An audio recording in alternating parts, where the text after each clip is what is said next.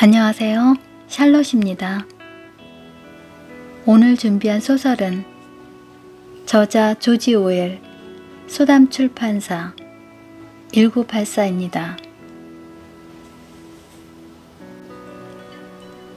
독재 정치기구인 당은 텔레스크린을 통해 24시간 어디에서나 당원들을 감시하고 도청한다. 표정과 행동을 하나하나 감시하며 당의 이념에 반발하는 생각조차 금지되는 세상. 당은 가족 간의 사랑, 성욕까지 통제하며 당원들끼리, 가족들끼리 서로를 의심하고 감시하게 만든다. 고발당한 사람은 즉시 끌려가고 존재가 증발한다. 주인공 윈스턴은 당의 이념과 반대되는 생각을 가지고 하루하루를 두렵게 살아간다. 또한 당의 눈을 피해 연인 줄리아와의 관계를 아슬아슬하게 지속한다. 이 책은 3부로 나뉘어 있는데요. 지금부터 2부 중 일부를 들려드리겠습니다. 감사합니다.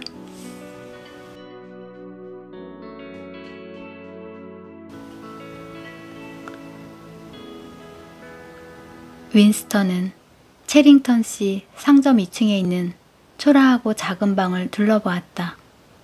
창가에 놓인 커다란 침대에는 여기저기 기운 자국이 있는 모포와 커버를 씌우지 않은 베개가 놓여 있었다. 숫자판이 12시간짜리인 구식 시계가 벽난로 선반 위에서 똑딱이며 돌아갔다. 방 한 구석, 접이식 탁자 위에는 지난번 방문했을 때 샀던 유리 문진이 어슴푸레한 빛 속에서 부드럽게 빛나고 있었다. 난로망 안에는 낡은 양철, 석유 폭로가 하나, 슈트 냄비 하나와 잔 2개가 있었는데 모두 체링턴 씨가 가져다 놓은 것들이었다. 윈스턴은 버너에 불을 붙이고 물을 끓이기 위해 냄비를 올려놓았다. 그는 빅토리 커피를 한 봉지 가득 채워 사카린 정 몇 알과 함께 그곳에 갖다 놓았다. 시계바늘이 7시 20분을 가리켰는데 19시 20분을 의미했다. 그녀는 19시 30분에 올 예정이었다. 바보 같은 짓이야. 바보 같은 짓이라고. 그의 마음속에서는 같은 소리가 계속 말하고 있었다. 쓸데없는 짓이라는 걸 잘 알면서도 이런 짓을 하려 하다니. 이건 자살행위나 다름없는 바보 같은 짓이야. 당원이 저지를 수 있는 모든 범죄 중에서 이것이야말로 숨길 수 없는 범죄 행위였다. 실제로 그 아이디어가 처음 그의 머릿속에 떠오른 것은 유리 문진에 비친 접이식 탁자의 꿈결같은 모습 때문이었다. 그가 예상했듯이 체링턴 씨는 순순히 그 방을 새놓아 주었다. 그럼으로써 자기에게 몇 달러나마 돈이 생긴다는 사실에 기뻐하는 기색이 역력했다. 또 윈스턴이 그 방을 정사를 나누는 용도로 쓰고 싶어 한다는 사실을 알게 됐을 때도 놀라거나 언짢은 기색을 보이지 않았다. 그보다는 오히려 시선을 중간쯤에 놓고 일반론을 폈는데 꽤나 미모한 태도여서 상대방이 얼마간이나마 눈에 보이지 않기라도 하는 것 같은 인상을 주었다. 사생활은 아주 소중한 거랍니다. 하고 그가 말했다. 모두가 이따금씩 혼자 있을 수 있는 공간을 원한다고도 했다. 그리고 누군가 이런 장소를 구하게 되면 다른 사람들은 그 사실을 알게 되더라도 보통 발설하지 않는 것이 예의라는 말도 했다. 그러면서 그 집에는 출입구가 2곳이 있는데 하나는 뒷마당을 통해 골목과 통한다는 말을 덧붙였을 때는 그가 서서히 희미해져서 거의 존재하지 않는 사람처럼 보이기까지 했다. 창 아래에서 누군가 노래를 부르고 있었다. 윈스턴은 모슬린 커튼에 몸을 숨기고 창밖을 내다보았다. 하늘에는 6월의 해가 아직 높이 떠 있었는데 창 아래로 보이는 햇살이 가득한 앞마당에서는 노르만 양식의 기둥처럼 단단하고 거대한 몸집에 억세고 붉은 팔뚝을 하고 허리에는 굵은 마직으로 된 앞치마를 두른 한 여자가 빨래통과 빨랫줄 사이를 쿵쿵거리며 왔다 갔다 하고 있었다.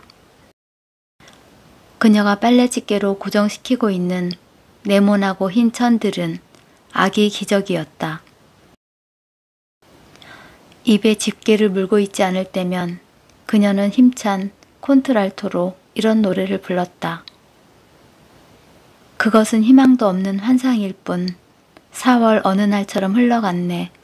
하지만 표정과 말과 꿈은 이미 흔들려 내 마음 이미 빼앗겨버렸네. 지난 몇 주 동안 런던에서 들을 수 있었던 노래였다.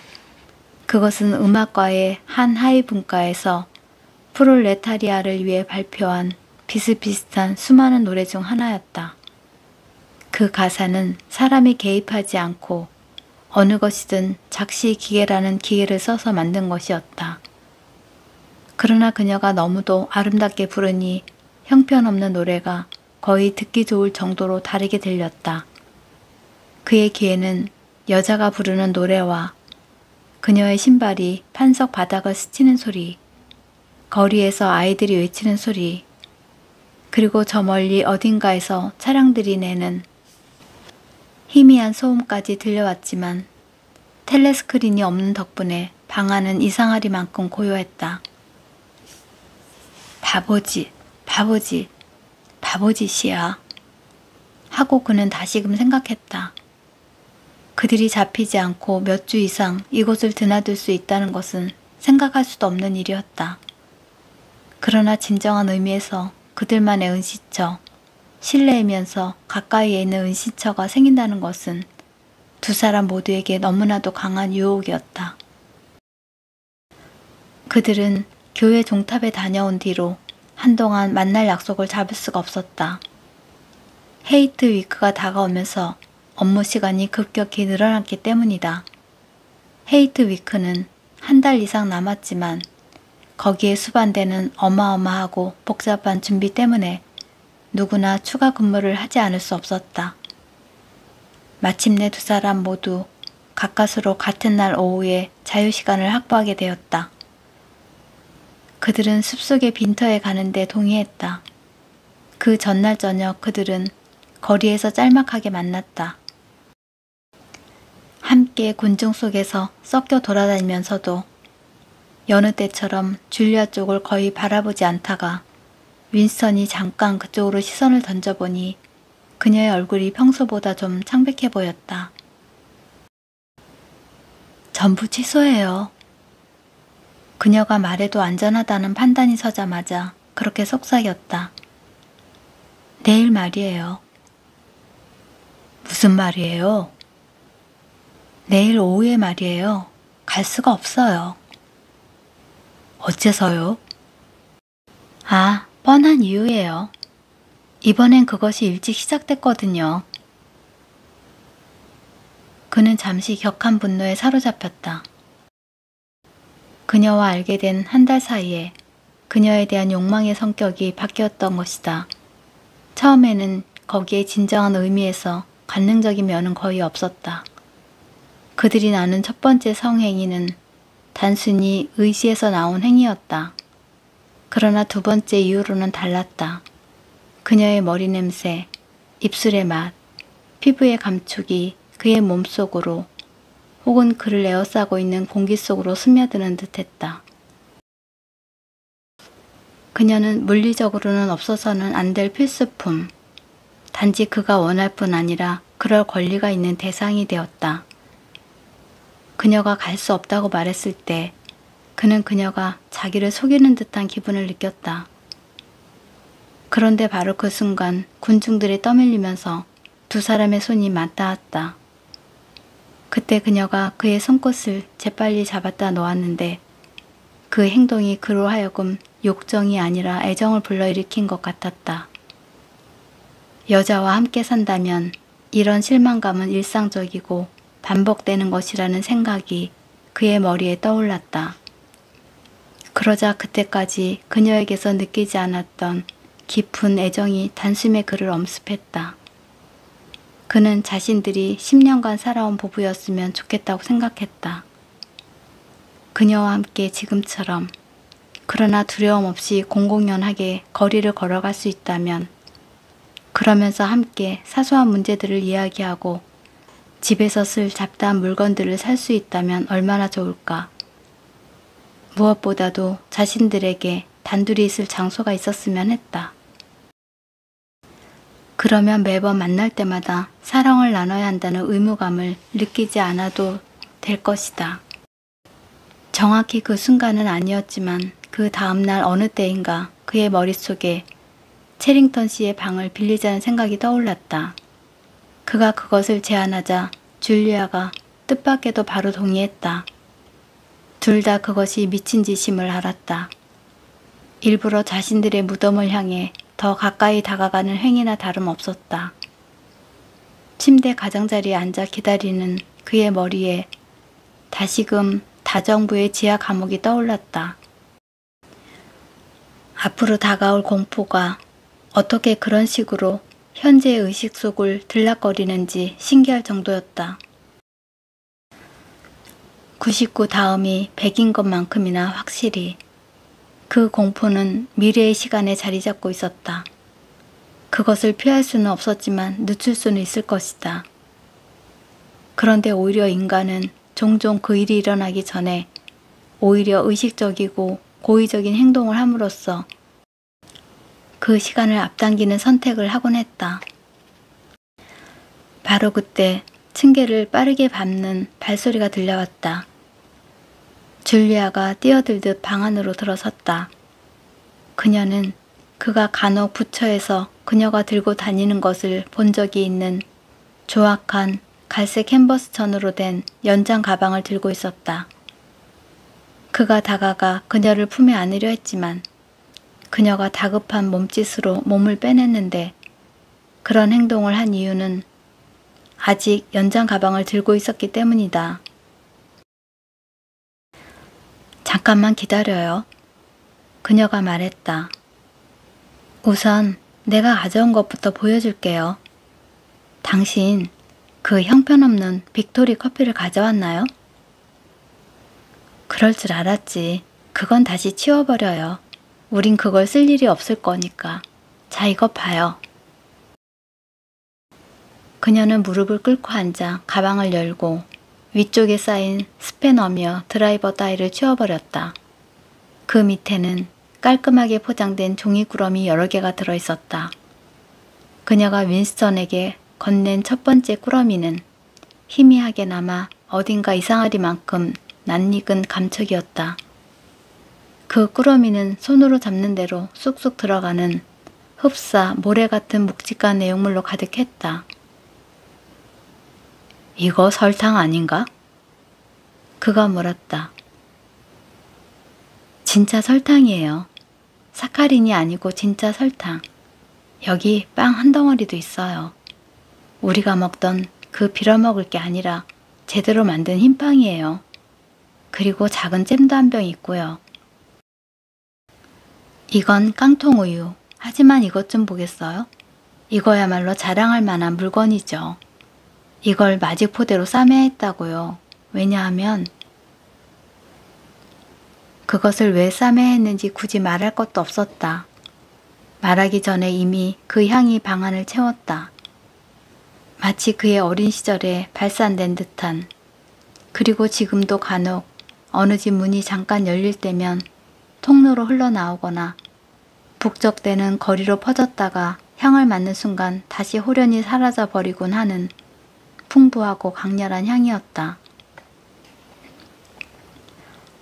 커피로군. 그가 나지막이 중얼거렸다. 진짜 커피야. 핵심 당원들이 마시는 커피예요. 온전히 1kg짜리가 여기 고스란히 들었다고요. 그녀가 말했다. 이 모든 걸 어떻게 구한 거죠? 그건 모두 핵심 당원들이 쓰는 것들이에요. 그 돼지 같은 작자들에게는 없는 게 없다고요. 하지만 물론 웨이터와 하인 같은 자들이 물건들을 훔치기 마련이죠. 그리고 봐요. 차도 한 꾸러미 있어요. 윈스턴은 그녀 옆에 쪼그리고 앉았다. 그가 포장한 귀퉁이를 뜯었다. 이건 진짜 차로군요. 블랙베리 잎사귀로 만든 게 아니고. 책은 차가 많이 나돌고 있어요. 아마 인도나 뭐 그런 곳에서 노획한 것들이겠죠. 그녀가 애매하게 말했다. 이제 내가 하라는 대로 해줘요. 3분 동안만 등을 돌리고 있어요.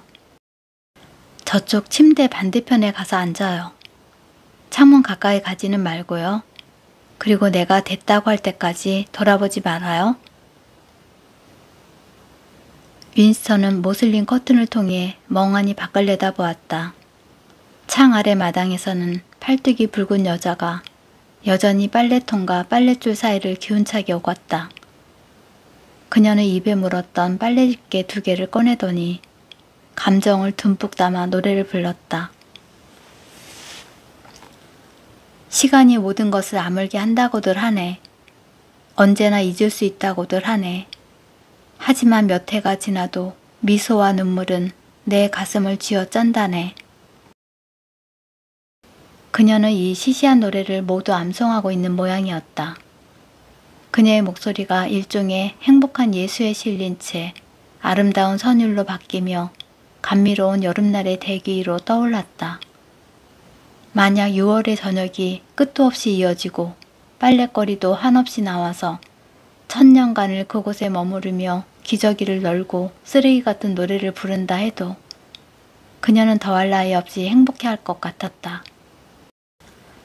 한 번도 당원이 혼자서 자발적으로 노래를 부르는 소리를 들어본 적이 없다는 생각이 문득 떠올랐다. 그런 일은 심지어 혼잣말을 하는 것처럼 약간 이단적인 것, 위험하고 비정상적인 행동으로 간주되었다.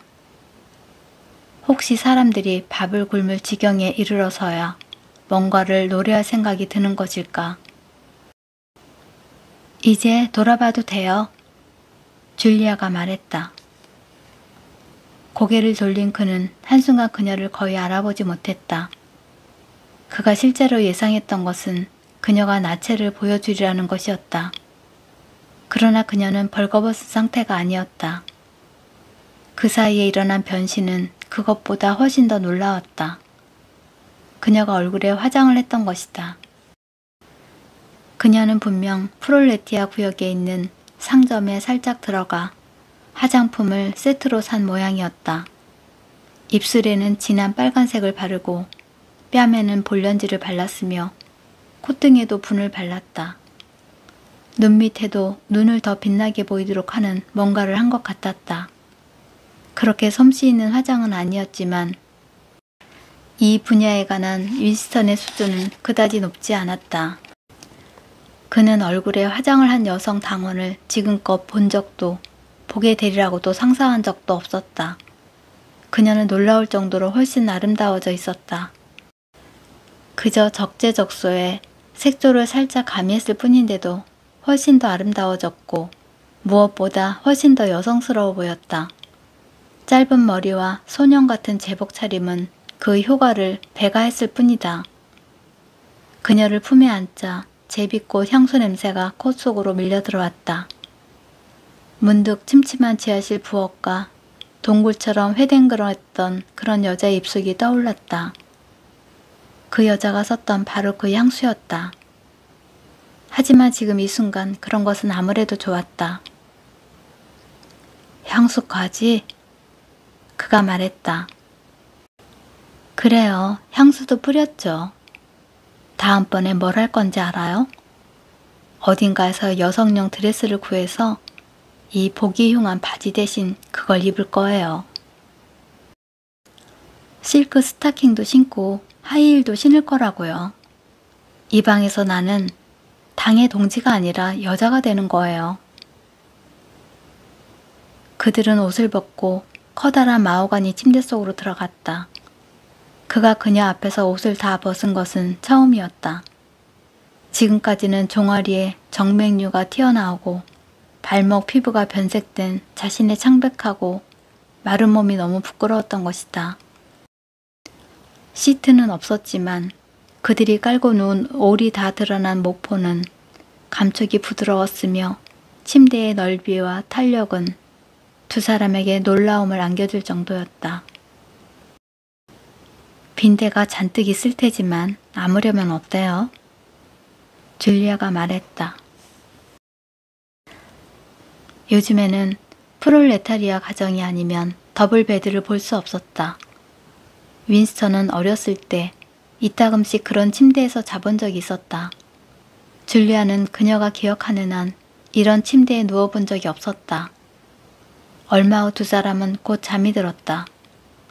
윈스턴이 깨보니 시계바늘이 9시 가까이까지 가 있었다. 그는 줄리아가 자신의 팔을 베고 자고 있어서 몸을 움직이지 않았다. 그녀의 화장은 대부분 그의 얼굴이나 베개에 묻었지만 살짝 남은 볼렌지 자국이 여전히 아름다운 광대뼈를 돋보이게 해주었다. 일몰의 노란 햇살이 침대 발치를 가로지르고 벽난로를 밝게 비추었는데 벽난로에서는 냄비 속 물이 줄기차게 끓고 있었다. 창 아래에서 부르던 여자의 노랫소리는 그쳤으나 거리 쪽에서 희미하게 아이들이 외치는 소리가 들려왔다.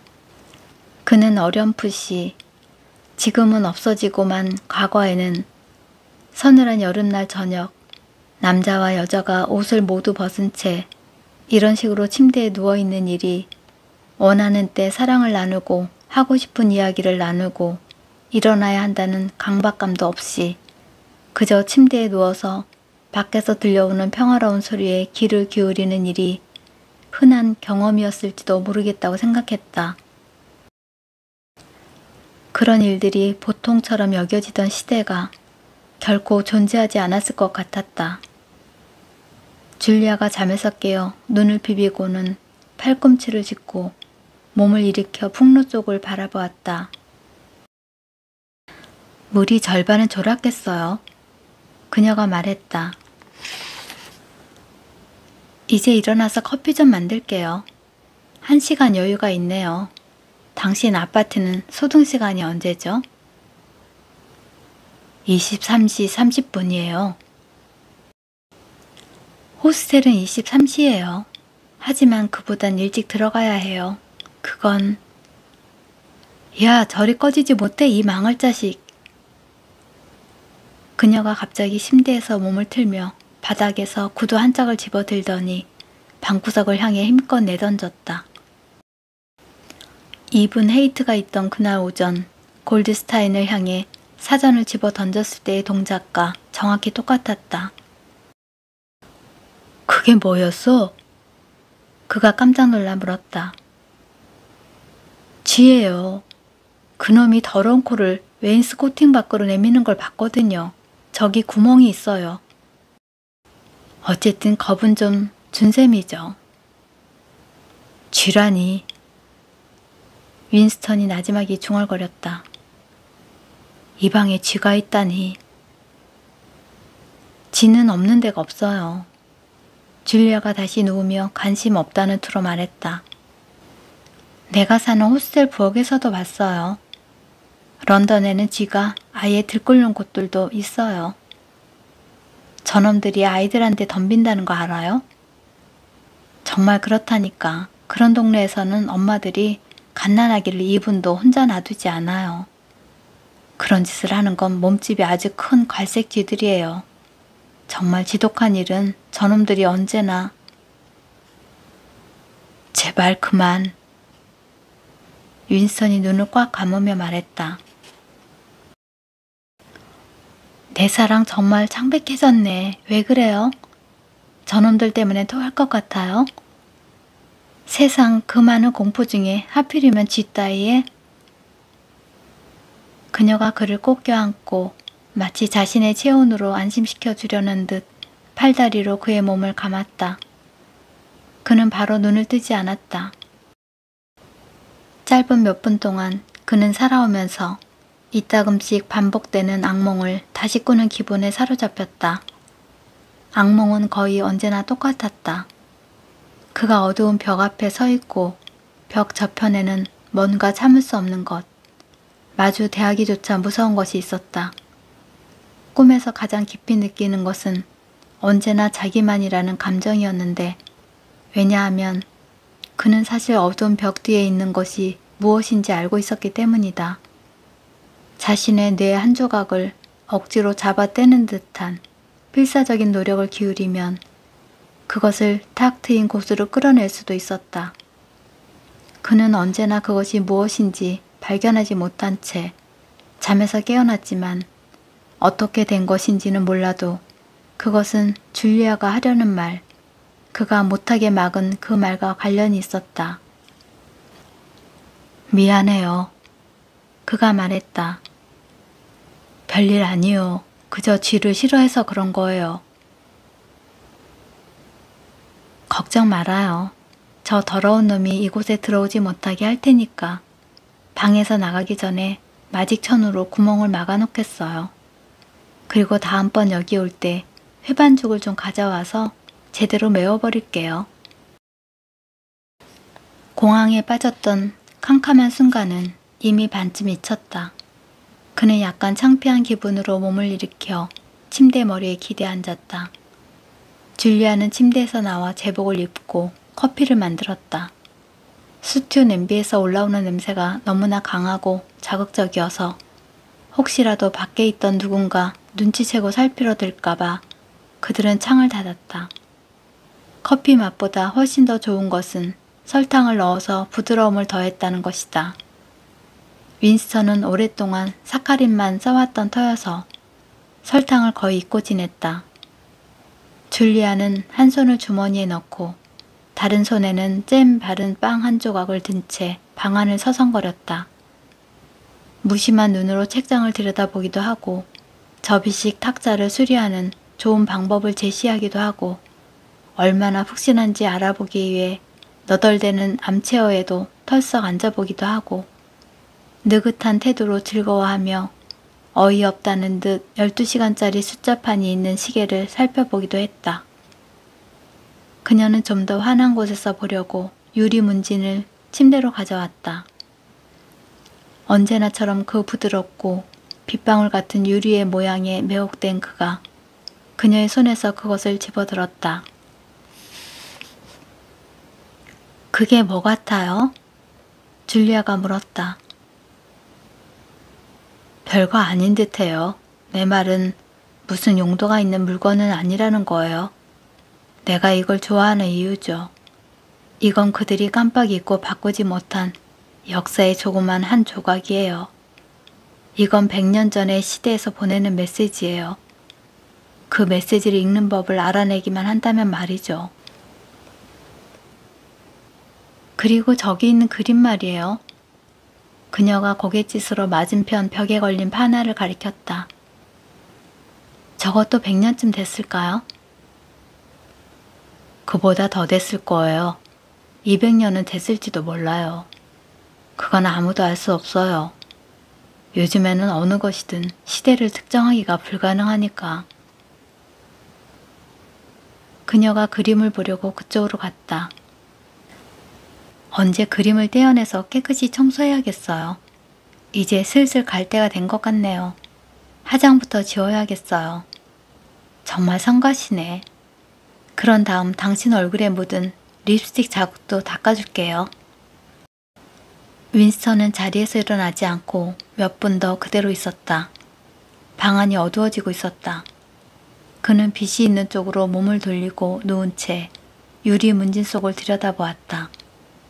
끊임없이 흥미를 자아내는 것은 산호 조각이 아니라 유리 자체의 내부였다.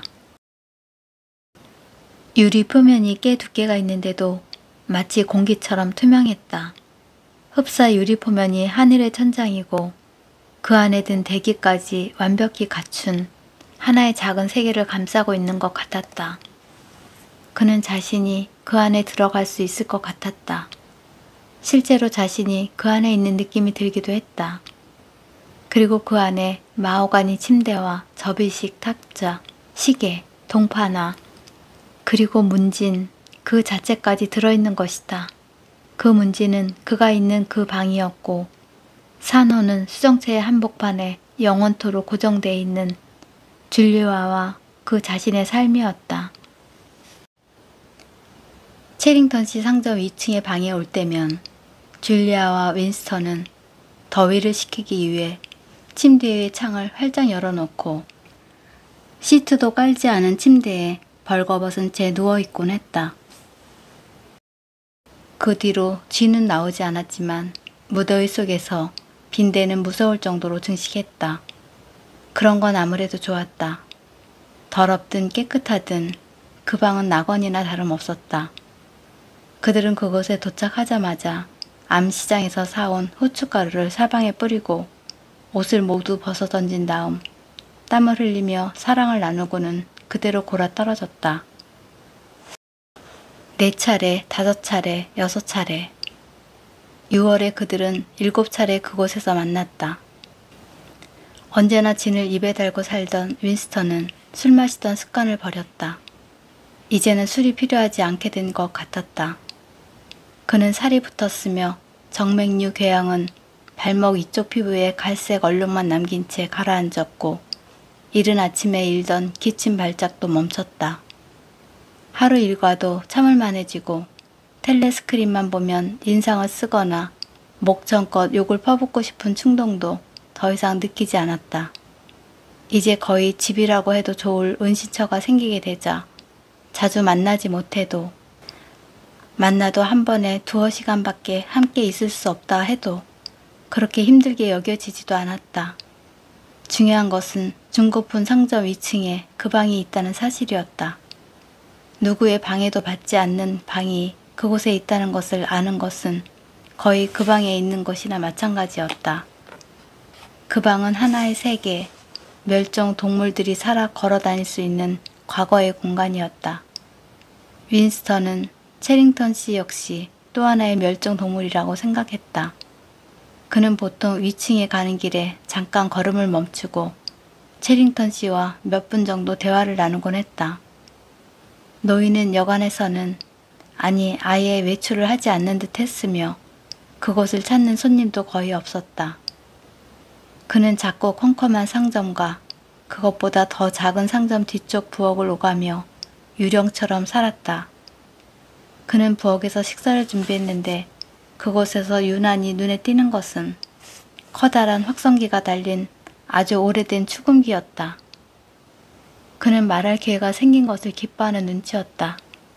길쭉한 코에 두꺼운 안경을 걸고 구부정한 어깨에 벨벳 재킷을 걸친 차림으로 별로 가치가 없어 보이는 물건들 사이를 돌아다니는 그는 언제나 장사꾼이라기보다는 수집가에 가까운 분위기를 희미하게 풍겼다. 지금 일어나고 있는 일이 오래 지속될 수 없다는 것은 윈스턴과 줄리아 두 사람 모두 알았고 어떤 면에서는 그 생각이 머릿속에서 떠난 적이 한 번도 없었다. 죽음이 임박했다는 사실이 자신들이 누워있는 침대만큼이나 명백하게 감지될 순간들이 있었다. 그럴 때면 마치 죽음이 예정된 인간이 종이 울리기 5분 전 쾌감에 마지막 한 조각을 움켜쥐려는 것처럼 일종의 절망적인 관능에 사로잡혀 서로의 몸을 꼭 끌어안았다. 그러나 자신들이 안전할 뿐 아니라 영원히 그럴 수 있을 거라는 환상에 빠지는 때도 있었다. 둘 다 자신들이 그 방에 있는 동안에는 어떤 나쁜 일도 일어날 수 없다고 느꼈다. 그곳에 간다는 것은 힘들고 위험하지만 방 자체는 성역이나 다름없었다. 윈스턴이 문진의 중심부를 응시하면서 그 유리의 세계로 들어갈 수 있을 것 같다는, 그리고 일단 그 속으로 들어가면 시간이 정지할 것이라는 느낌을 받는 것과 마찬가지였다. 그들은 이따금 도피라는 몽상에 몸을 맡기기도 했다. 행운은 끝없이 이어질 것이고 그들은 자연사할 때까지 여생을 지금처럼 미래하며 살아갈 수 있을 것이다. 아니면 캐서린이 죽고 윈스턴과 줄리아는 무슨 묘책을 써서라도 결혼에 성공하리라. 그것도 아니면 함께 자살하리라. 또는 사라지리라.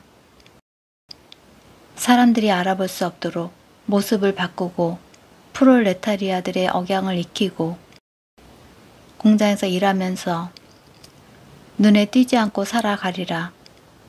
그들 둘 다 알고 있듯이 모두 말도 안 되는 생각이었다. 실제로 출구 같은 것은 없었다. 실행 가능한 유일한 계획인 자살조차 실행에 옮길 생각이 없었다. 그들은 또한 당에 맞서는 적극적인 항거에 참여하는 문제를 놓고 이야기를 나누곤 했지만 그 첫 발을 어떻게 내디뎌야 할지 알 수 없었다. 전설에나 나올 법한 형제단이 서로 실제한다 하더라도 거기에 입단할 방도를 찾는 일은 여전히 난제였다. 그는 그녀에게 자신과 오브라이언 사이에 존재하는 혹은 존재한다고 여겨지는 저 이상한 친밀감에 대해서 이야기하면서 때로는 그저 오브라이언과 직접 맞닥뜨려서 자신이 당의 적이라고 공표하고 그에게 도움을 요청하고 싶은 충동을 느낀다는 말도 했다. 결국 그 일이 일어나고야 말았다. 기대했던 메시지가 온 것이다. 평생 동안 그 일이 일어나기만 기다렸던 것 같은 기분이었다. 그는 부처 내의 복도를 따라 걷고 있었는데 전에 줄리아가 몰래 쪽지를 건넸던 지점에 거의 이르렀을 때 자신보다 몸집이 큰 누군가가 바로 뒤에서 걸어온다는 사실을 알았다. 누군지는 몰라도 그 사람이 가벼운 헛기침을 했는데 입을 열기 전에 하는 행동임이 분명했다. 윈스턴이 가던 길을 멈추고 몸을 돌렸다. 오브라이언이었다. 마침내 그들이 대면하게 된 그 순간 윈스턴의 마음속에는 그 자리에서 달아나고 싶은 충동뿐이었다. 그의 심장이 몹시 두근거렸다. 말도 할 수 없을 것 같았다. 오브라이언이 같은 동작으로 계속 걸어오더니 윈스턴의 팔에 우호적인 태도로 손을 잠깐 얹었고 그래서 이제 두 사람은 나란히 걷게 되었다. 언제 한번 당신과 얘기할 기회가 생기기를 바랐다오. 그가 말했다. 얼마 전 타임즈에 실린 신조어에 관한 당신의 글을 읽었소. 내가 보기에 당신은 신조어에 꽤 학구적인 관심을 갖고 있는 것 같소만. 윈스턴은 얼마간 평정을 되찾았다. 학구적일 정도는 아니죠. 그가 말했다. 전 그저 아마추어일 뿐입니다. 그게 제 전문도 아니고요. 저는 신조어를 만드는 실무와는 무관합니다. 하지만 신조어를 꽤나 우아하게 쓰더군요. 오브라이언이 말했다. 나만 그렇게 생각하는 게 아니에요. 최근 당신 친구 한 사람과 얘기한 적이 있는데 그 사람은 그 분야의 전문가죠. 지금 그 사람 이름은 생각나지 않지만 말이에요. 윈스턴의 가슴이 다시금 고통스러울 정도로 요동쳤다. 그것이 싸임을 일컫는 말이 아니라고는 생각할 수 없었다. 하지만 싸임은 죽은 정도가 아니라 아예 지워졌다. 비인간이 된 것이다. 그를 가리키는 말을 입에 올리는 것은 극도로 위험한 행위가 될 터였다. 오브라이언이 방금 한 말은 분명코 어떤 신호, 하나의 암호로 의도적으로 나온 것이다.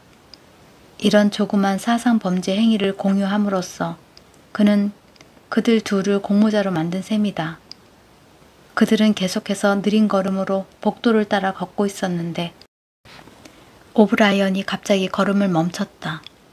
그는 그가 언제나 사용하는 저 기묘하게도 상대의 경계심을 풀게 만드는 우호적인 몸짓으로 콧등이에 안경을 고쳐 썼다. 그러고는 이렇게 말을 이었다. 내가 정말 하려던 말은 당신의 글에서 폐허가 된 단어 2개를 사용한 사실을 보았다는 겁니다. 하지만 그것들은 아주 최근에야 폐기된 말들이죠. 두 사람은 텔레스크린 앞에 서 있었다. 오브라이언이 약간 멍한 태도로 자신의 주머니 2곳을 더듬더니 작은 가죽 표지 수첩과 금색 잉크펜을 꺼냈다. 텔레스크린 바로 밑 그 장치의 저쪽 편에서 주시하고 있는 누구든 그가 쓰는 내용을 읽을 수 없는 위치에서 그는 주소를 적고 그 페이지를 찢어서 윈스턴에게 건넸다. 난 저녁 되면 댁에 집에 있어요. 그가 말했다. 그렇지 않더라도 하인이 사전을 전해줄 겁니다. 그는 종이 쪽지를 들고 있는 윈스턴을 남겨둔 채 자리를 떴다. 이번만큼은 그 쪽지를 굳이 감출 필요가 없었다.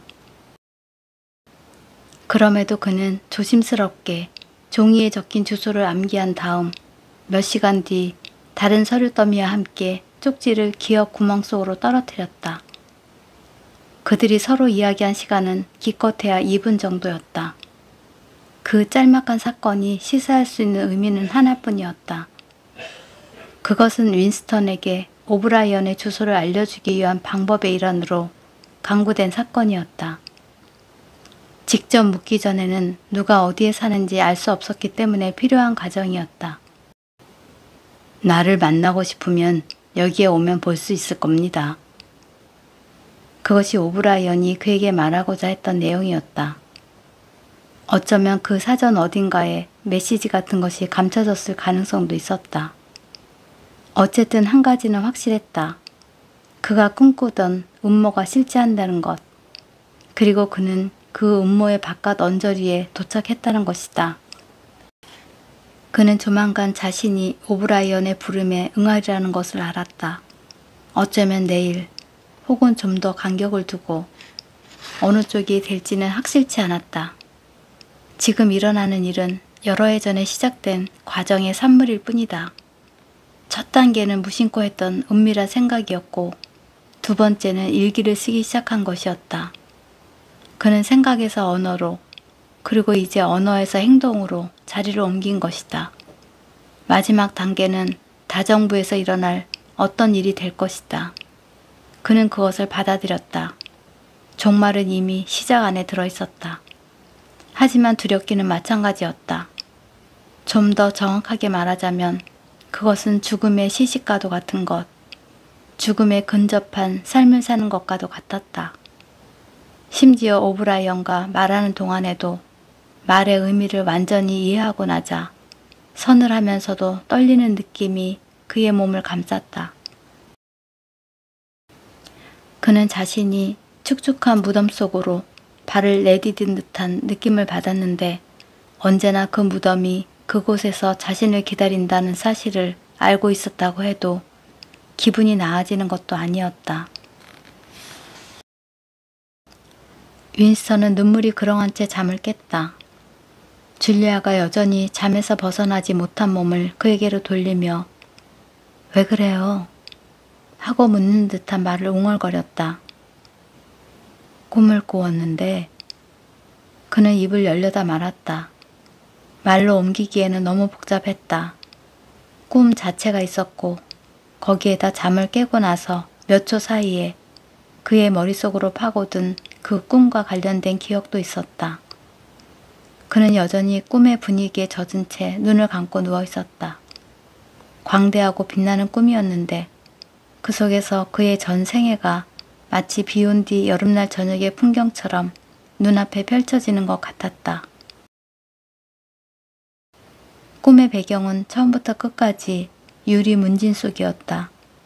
유리 포면은 하늘의 둥근 천장이고 그 천장 안은 저 멀리까지 끝없이 내다볼 수 있을 만큼 투명하고 부드러운 빛으로 흘러넘쳤다. 그 꿈은 또한 팔이 만든 어떤 동작 하나라고 이해할 수도 있었는데 사실상 어떤 의미에서는 바로 그 팔 동작만으로 구성된 것 같았다. 그것은 그의 어머니가 했던 팔 동작이었으며 그리고 그로부터 30년이 지나서 뉴스 영화에서 보았던 저 유대 여인이 했던 동작이기도 했다. 그때 그녀는 헬리콥터가 그들 모자를 산산조각 내기 직전 자신의 아이를 총알로부터 막아보려고 그런 팔 동작을 했었다. 지금까지 내가 어머니를 살해한 거라고 여겼다는 걸 당신 모르죠? 그가 말했다. 당신이 왜 어머니를 살해했다는 거예요? 줄리아가 거의 잠결 속에서 그렇게 대꾸했다. 내가 직접 어머니를 죽인 건 아니에요. 아무튼 물리적으로는 죽이지 않았어요. 꿈속에서 그는 마지막으로 얼핏 보았던 어머니의 모습이 기억났는데 잠을 깨고 얼마 지나지 않아 그 일을 둘러싼 자잘한 일들이 기억 속에서 모조리 되살아났다. 여러 해 동안 그가 일부러 의식에서 몰아냈던 기억임에 분명했다. 날짜는 확실치 않지만 그 일이 일어났을 때 그는 적어도 10살이 넘은 나이, 필시 12살쯤은 됐을 것이다. 그 얼마 전 아버지가 실종되었는데 얼마나 전의 일인지는 기억이 없었다. 그보다는 공습 때문에 주기적으로 야기된 공포감, 지하철역의 대피, 사방에 쌓인 돌 부스러기 더미, 거리 모퉁이에 나붙은 무슨 말인지 모를 포고문, 모두 똑같은 색의 셔츠 차림을 한 청년무리, 빵집 밖에 늘어선 끝없이 긴 줄, 멀리서 간헐적으로 들리던 기관총 소리, 그리고 특히 언제나 먹을 것이 모자랐던 사실 같은 당시의 소란스럽고 불안한 분위기가 더 선명하게 기억에 있었다. 다른 아이들과 함께 쓰레기통과 쓰레기 더미를 뒤지고 다니면서 양배추 줄거리라든지 감자 껍질, 때로는 빵 껍질 부스러기 같은 것들을 골라내던 길고 긴 오후도 기억났다. 아버지가 실종됐을 때 어머니는 특별히 놀라거나 격하게 슬퍼하는 모습을 보이지 않았지만 갑자기 사람 전체가 변하고 말았다. 그녀는 완전히 생기를 잃은 듯이 보였다. 반드시 일어나리라는 것을 아는 어떤 일을 어머니가 기다린다는 것은 윈스턴에게도 분명히 보였다. 어머니는 요리와 빨래, 수선, 침대 정리, 바닥 청소, 벽난로, 선반 먼지 털기 등 필요한 모든 일을 언제나처럼 아주 느릿느릿 신기하리만큼 불필요한 동작 하나 없이 해치웠다. 그것은 흡사 화가의 인체 모형이 제 힘으로 움직이라도 하는 것처럼 보였다. 그러다가 어머니의 크고 균형 잡힌 몸은 그것이 자연스러운 과정이라는 듯 정지 상태로 돌아갔다.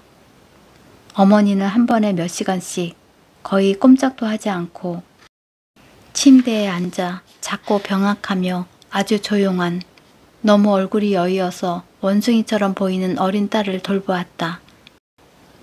아주 가끔은 윈스턴을 품에 안고 한참 동안 아무 말 없이 있곤 했다. 그의 머릿속에 자신들이 살던 방이 기억났는데 어둡고 통풍이 안 되는 공간 특유의 냄새가 나던 그 방의 절반을 흰 침대보가 깔린 침대가 차지했다. 난로망 안에 가스 풍로가 놓여 있고 식품 보관용 선반이 있고 창밖 층계참에는 몇 집이 공동으로 쓰는 갈색 도기로 된 싱크대가 있었다. 풍로 위로 몸을 굽힌 채 스튜 냄비 안을 짓는 어머니의 조각상 같은 모습도 기억났다. 무엇보다도 끊임없이 허기에 시달렸던 일, 식사 때마다 맹렬하고 야비하게 다투던 일이 기억났다. 그는 어머니에게 어째서 먹을 것이 더 없느냐고 끝도 없이 성가시게 묻고 호령하듯 소리를 지르거나 자기 목보다 더 얻기 위해 일부러 징징거리는 우는 소리를 내곤 했다. 그의 어머니는 기꺼이 그가 받아야 할 목 이상을 주곤 했다. 그녀는 사내 아이인 그가 제일 큰 몫을 차지하는 것을 당연하게 여겼지만 어머니가 아무리 많이 줘도 그는 언제나 더 달라고 졸랐다. 식사 때마다 어머니가 그에게 그렇게 이기적으로 굴지 말라고 누이 동생이 아파서 먹을 것이 필요하다고 간청했으나 소용없었다.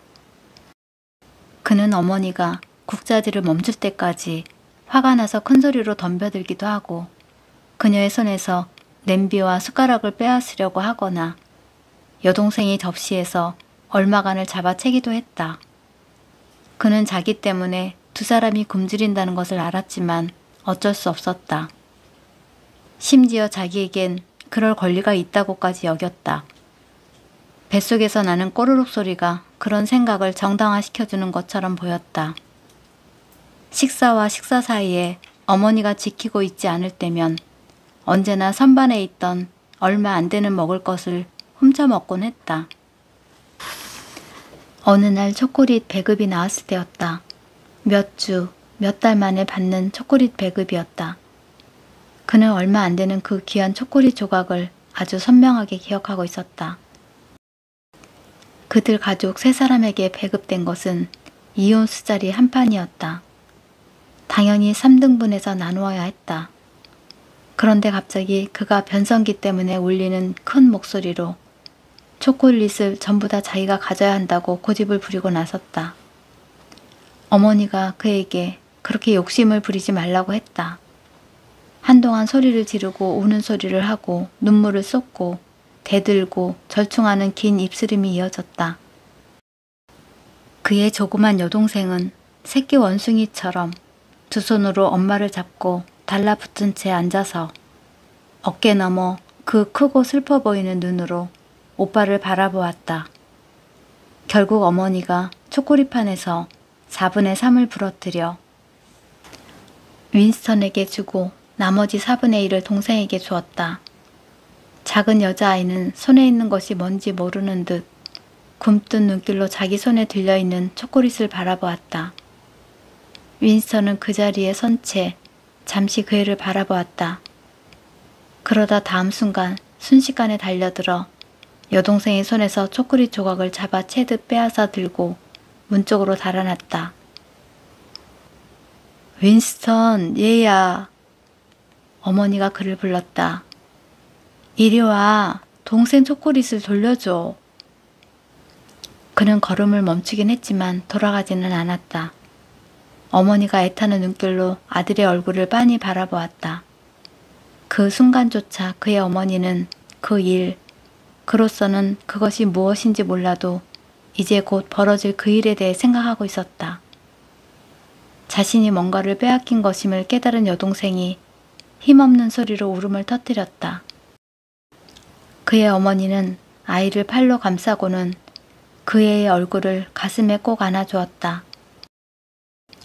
그 몸짓에 있는 무엇인가가 그에게 여동생이 죽어가고 있음을 알려주었다. 그는 몸을 돌려 손에 끈적이기 시작한 초콜릿을 든 채 층계 아래로 달아났다. 그 뒤로 어머니를 다시 보지 못했다.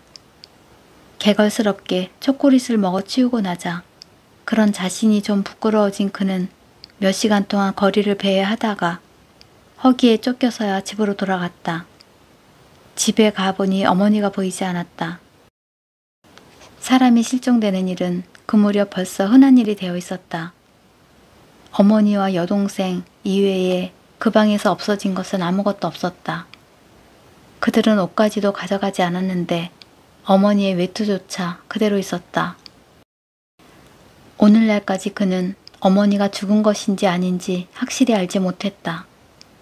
어머니가 그저 강제노동 수용소에 수용됐을 가능성도 충분히 있었다. 여동생의 경우 10중 8구 윈스턴 자신이 그랬던 것처럼 집 없는 아이들을 위한 정착존으로 옮겨졌을지도 몰랐다. 내란의 결과 그런 정착촌들이 잔뜩 생겨난 때였다. 그게 아니라면 어머니와 함께 노동 수용소로 갔거나 혹은 그저 어딘가로 버려졌거나 아니면 죽었을지도 몰랐다. 꿈은 아직 생생했다. 그는 줄리아에게 어머니가 실종된 이야기를 해주었다. 그녀는 눈을 뜨지 않은 채 몸을 굴려 좀 더 편안한 자세로 자리를 잡았다. 그 무렵 당신은 고약한 꼬마애였나 보군요. 아이들은 다 고약해요. 숨소리를 들어보니 그녀는 분명 다시 잠드는 모양이었다. 그는 자신의 어머니에 대해 계속 이야기하고 싶었던 것 같다. 프롤레타리아는 인간인데 하고 그가 생각을 입 밖으로 소리내어 말했다. 우리는 인간이 아니로군. 어째서 우리가 인간이 아니라는 거예요? 다시 잠을 깬 줄리아가 물었다. 그는 잠시 생각해보고는 이렇게 대답했다. 혹시 지금 우리로서 할 수 있는 최선책이 너무 늦기 전에 이 방을 나가서 서로 다시 만나지 않는 거라는 생각을 해봤나요? 그럼요. 나도 몇 번 그런 생각을 했어요. 하지만 그래도 난 그러지 않을 거예요. 지금까지 우린 운이 좋았던 거예요. 그가 말했다. 그러나 그 운이 그렇게 오래 가지는 않을 거예요. 당신은 젊어요. 아무 죄도 없는 정상적인 사람으로 보이죠. 나 같은 사람을 멀리하기만 하면 당신은 앞으로 50년은 더 살게 될 거예요. 아니요. 나도 그걸 생각해 봤어요. 당신이 하는 일을 나도 할 거예요. 그리고 너무 낙담할 것 없어요. 난 살아남는데도 솜씨가 좋으니까. 일단 잡히면 우리가 서로를 위해 할 수 있는 일은 아무것도, 문자 그대로 아무것도 없을 거예요. 내가 자백하면 놈들이 당신을 총살할 테지. 그리고 내가 자백을 거부해도 마찬가지로 총살할 테고 말이요. 내가 어떤 말, 어떤 행동을 해도 혹은 철저히 침묵을 지킨다 해도 당신의 죽음을 단 5분도 늦출 수 없을 거예요. 우린 둘 다 서로 살았는지 죽었는지조차 알지 못할 거예요. 우리에겐 어떤 종류의 힘도 없을 거예요. 한 가지 중요한 건 서로 배신하지 않아야 한다는 거예요. 그렇더라도 그게 무슨 대단한 차이가 있다는 건 아니지만 말이에요. 자백이 배신이라는 의미라면 하고 그녀가 말했다. 우린 배신하게 될 거예요. 그렇고 말고요. 누구나 반드시 자백하게 되어 있어요. 그건 피할 수 없는 일이에요. 그들은 사람들을 고문한다고요. 자백을 의미하는 게 아니에요. 자백은 배신이 아니죠. 무슨 말을 하든 무엇을 하든 그런 건 중요하지 않아요. 중요한 건 감정뿐이에요. 만약 그들로 인해 내가 당신을 사랑하지 않게 된다면 그거야말로 정말 배신일 겁니다. 그녀는 그 말을 잠시 생각해 보았다. 그들은 그렇게 하지 못해요. 이윽고 그녀가 말했다. 그것이 놈들이 유일하게 알 수 없는 일이에요. 그들은 무슨 말이든 그야말로 어떤 말이든 하게 만들 수는 있지만 그것을 믿게 만들 수는 없어요. 그들이 마음속까지 들어오지는 못한다고요. 그래요. 그가 조금 더 희망적으로 대꾸했다. 그렇게 하지 못하죠. 그건 사실이에요. 놈들은 마음속으로 들어올 수는 없어요. 만약 당신이 인간성을 유지하는 일이 가치가 있다고 느낄 수 있다면 그것으로 무슨 성과를 거두지 못한다 해도 그들을 이긴 거예요. 그는 결코 감청을 멈추지 않는 텔레스크린을 생각해 보았다. 그들은 밤낮으로 사람들을 염탐할 수는 있지만 생각을 머릿속에만 넣어두고 있으면 얼마든지 따돌릴 수 있다. 그 영악스러운 자들도 다른 사람의 머릿속에 든 생각까지 알아내는 비결을 터득하지 못했을 것이다. 실제로 그들의 손에 들어가게 되면 생각을 지킨다는 것도 그렇게 마음대로 되지 않을지 모른다. 다정부 내에서 무슨 일이 벌어지는지는 아무도 모르지만 짐작은 할 수 있다. 고문과 약물, 신경 반응을 기록하는 정교한 기구들을 동원하고 게다가 잠들지 못하게 하고 격리시키고 집요하게 신문함으로써 차츰차츰 녹초가 되고 말 것이다. 어쨌든 사실을 감추지는 못할 것이다. 신문으로 단서를 찾고 고문으로 압박할 테니까. 그러나 만약 단순히 살아남는 것이 목적이 아니고 인간성을 유지하는 것이 목적이라면 궁극적으로 그런 일이 무슨 차이를 가져오겠는가. 그들은 감정까지 바꾸지는 못한다. 그들이 해냈다. 결국 그 일을 하고 말았다. 그들이 서 있는 방은 길쭉하고 조명은 부드러웠다. 텔레스크린은 나지막한 웅얼거림 정도로 소리를 낮춰놓았다. 암청색 카펫이 넉넉하게 깔려서 벨벳 위를 걷는 기분이 들 정도였다.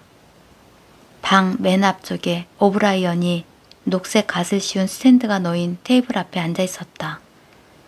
양옆에는 서류들이 잔뜩 쌓여 있었다. 하인이 줄리아와 윈스턴을 방에 들여보냈을 때도 오브라이언은 고개조차 들지 않았다.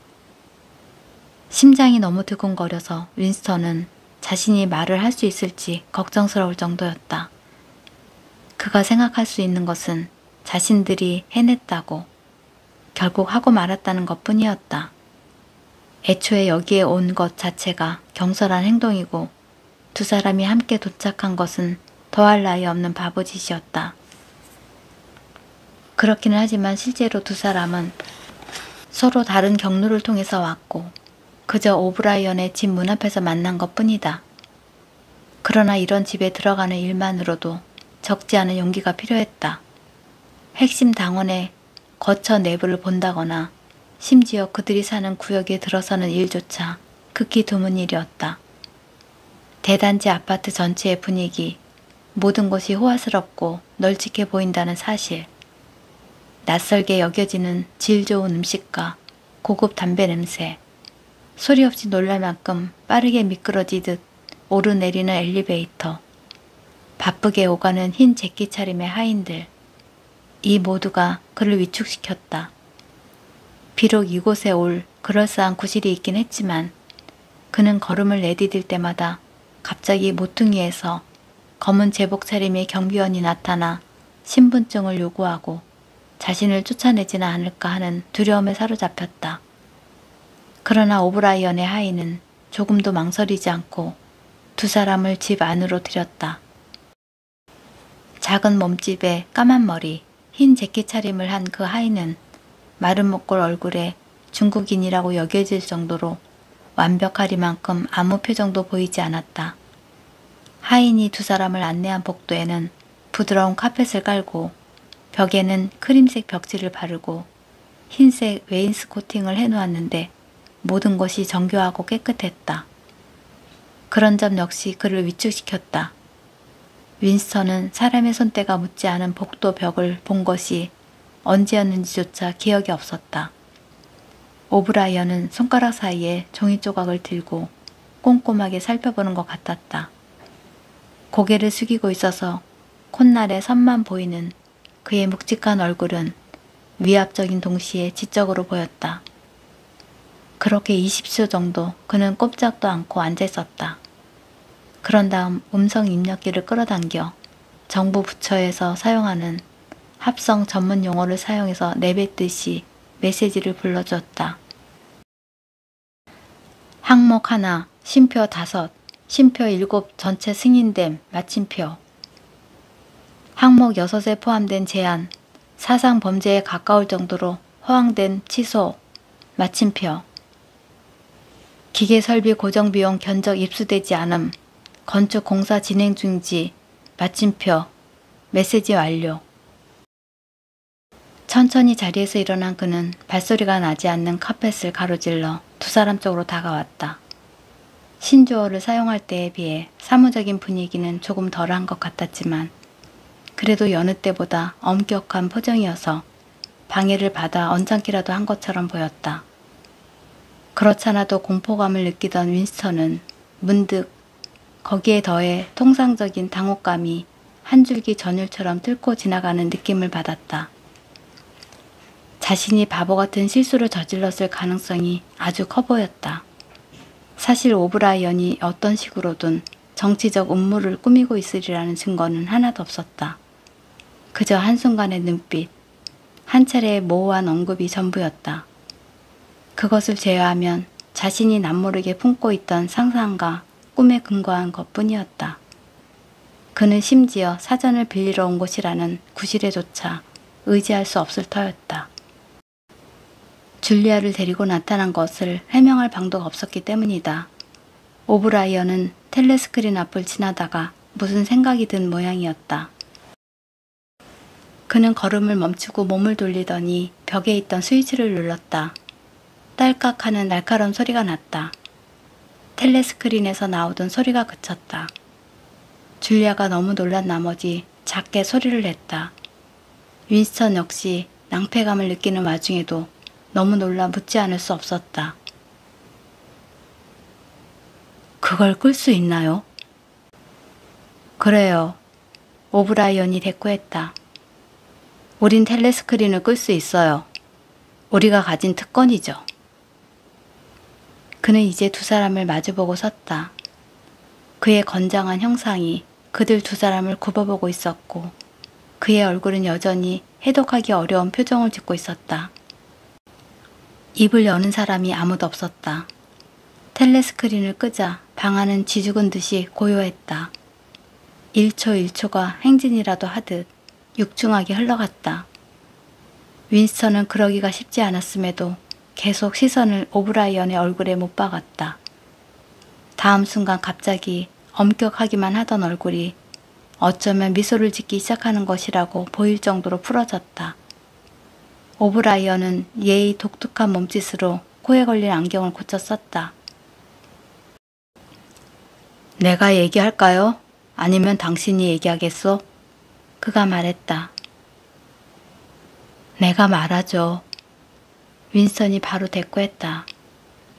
저것이 정말 꺼진 건가요?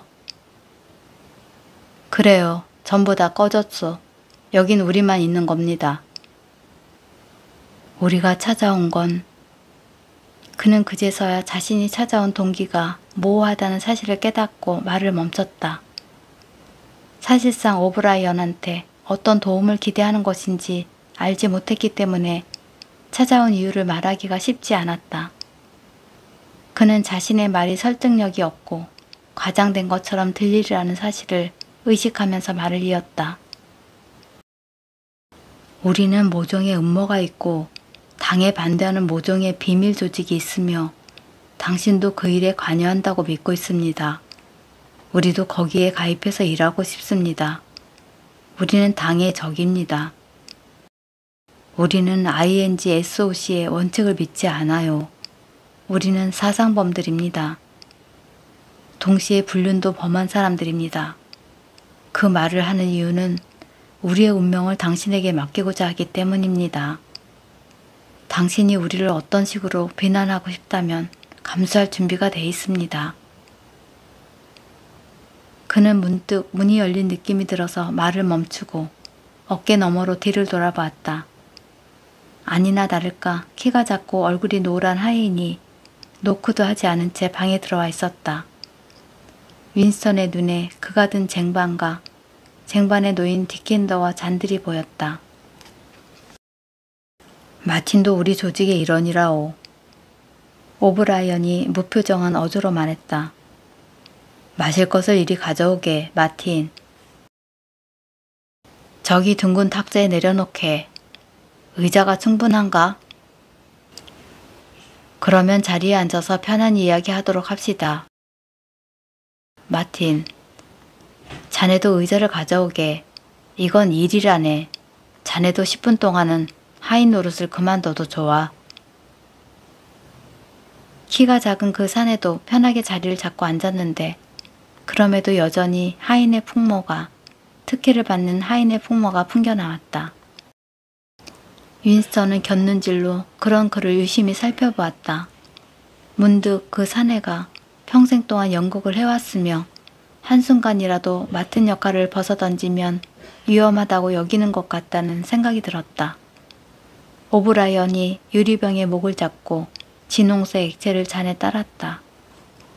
그것을 보자 윈스턴의 내리에 오래전 어느 벽인가 광고판에서인가 본 장면이 어렴풋하게 떠올랐다. 그것은 전구들로 이루어진 커다란 병이 위아래로 움직이며 유리잔에 내용물을 붓는 듯한 장면이었다. 그 액체는 위에서 보면 거의 까맣게 보이지만 디켄더에서는 루비색으로 반짝였다. 거기에서는 시큼하면서도 달짝지근한 냄새가 풍겼다. 줄리아가 자기 잔을 들고 노골적으로 호기심을 드러내며 냄새를 맡는 것이 보였다. 포도주라는 겁니다. 오브라이언이 희미하게 미소를 지으며 말했다. 틀림없이 책에서 읽은 적이 있을 겁니다. 부당원들에게 별로 맛볼 기회가 없는 모양입니다만. 그는 다시 정색을 하고는 자기 잔을 들어 올렸다. 우선 건배로 시작하는 게 적절할 듯 하군요. 우리의 지도자를 위하여, 엠마누엘 골드스타인을 위하여. 윈스턴은 열성적인 태도로 자기 잔을 들었다. 그런데 실제로 포도주를 마셔보니 실망스럽기 그지없었다. 사실은 오랜 세월 진만 마신 끝이어서 그 맛이 어떤지를 제대로 알 수 없었다. 그는 빈잔을 내려놓았다. 그러면 골드스타인이란 사람이 있는 거로군요. 윈스턴이 말했다. 그래요. 그런 사람이 있고 지금도 살아있어요. 어디에 사는지는 몰라도. 그리고 그 음모, 아니 그 조직은요? 그것도 실제하는 건가요? 사상경찰이 만들어낸 것이 아닌가요? 그래요. 실제하는 조직이라오. 우린 형제단이라고 하죠. 형제단이 실제하고 거기에 소속된다. 그 이상은 알 수 없을 겁니다. 이제 곧 그 얘기를 하게 될 거예요. 그러면서 그는 손목시계를 보았다. 아무리 핵심 당원이라 해도 텔레스크린을 30분 이상 꺼두는 건 현명한 처사가 아니라오. 당신들은 여기 함께 오지 말았어야 했어요. 떠날 때는 각자 따로따로 가야 할 겁니다. 그리고 동지, 그가 줄리아 쪽으로 살짝 고개를 숙여 보이며 말했다. 동지가 먼저 출발하세요. 이제 쓸 수 있는 시간이 20분쯤 있어요. 내가 먼저 몇 가지 질문을 해야 한다는 걸 이해해 주리라 믿습니다.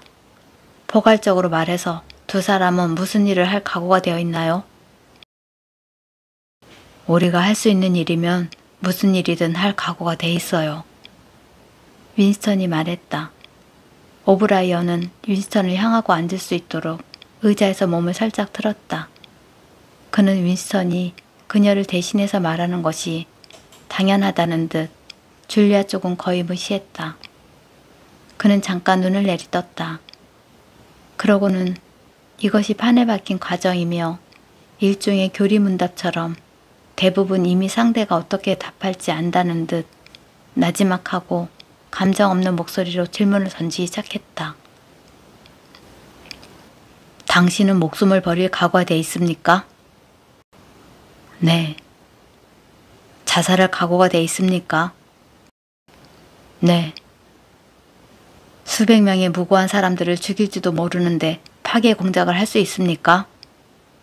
네. 해외의 세력을 위해 나라를 배신하는 것은 할 수 있습니다. 속이고 위조하고 협박하고 동심을 더럽히고 습관성 마약을 유포하고 매춘부를 부추기고 성병을 퍼뜨리는 등 당의 사기를 떨어뜨리고 당의 힘을 약화시킬 수 있는 일이면 무엇이든 할 각오가 되어 있습니까? 네. 예를 들어서 아이의 얼굴에 황산을 뿌리는 일이 우리의 이익에 부합될 경우 그런 일도 할 각오가 돼 있습니까? 네. 당신의 전체성을 버리고 남은 생을 웨이터나 부두 노동자로 살아갈 각오가 돼 있습니까? 네. 만일 우리가 지령을 내리면 자살할 각오가 돼 있습니까? 네. 당신들 두 사람이 헤어져서 두 번 다시 만나지 않을 각오가 돼 있습니까? 아니요. 줄리아가 끼어들었다. 윈스턴 자신은 한참 뒤에야 그 질문에 대답을 했던 것 같다. 한동안 말할 힘을 박탈당하기라도 한 기분이었다. 그의 혀가 소리 없이 움직이며 단어의 음절을 하나 만들고 이어서 그 다음 음절을 만들어냈다. 결국 그 질문에 대답하면서도 그는 자신이 뭐라고 대답할지 모르는 상태였다. 아니요. 이윽고 그가 말했다. 말해주길 잘했어. 오브라이언이 말했다. 우린 모든 것을 다 알아야 할 필요가 있어요. 그는 줄리아 쪽으로 고개를 돌리고는 이번에는 약간 감정이 실린 어조로 이렇게 덧붙였다. 그가 살아남는다 해도 다른 사람이 될 수 있다는 사실을 이해하겠어요? 우리는 그에게 새 신분을 줘야 할지 모릅니다. 그러면 그의 얼굴, 동작, 손의 모양, 머리색, 음성까지 달라질 거예요. 당신 자신도 다른 사람으로 바뀔 수 있고 말입니다. 우리의 외과의들은 알아보지 못할 정도로 사람을 바꿔버릴 수 있습니다. 그런 일이 필요할 때가 종종 있어요. 때로는 사지 하나를 자르는 경우도 있습니다. 윈스턴은 이 대목에서 몽골인처럼 생긴 마틴의 얼굴을 곁눈질하지 않을 수 없었다. 그의 눈에 수술한 자국은 보이지 않았다. 줄리아의 얼굴은 이제 주근깨가 드러날 만큼 창백해져 있었으나 그녀는 대담하게 오브라이언을 쳐다보았다. 그녀가 나지막하게 동의하는 것처럼 들리는 말을 했다. 좋아요. 그럼 그건 해결된 셈이군요. 테이블 위에는 은재 담배 상자가 놓여 있었다. 오브라이언이 어딘가 좀 멍한 태도로 그들 쪽으로 담배 상자를 밀어주고 자신도 한 개를 꺼낸 다음 자리에서 일어나서 마치 그렇게 서 있는 편이 생각하는 데 낫다는 듯 천천히 서성거리기 시작했다. 그것은 아주 품질 좋은 담배로 내용물이 꽉 차 있었으며 담배를 만 종이 역시 낯설 정도로 매끄러웠다.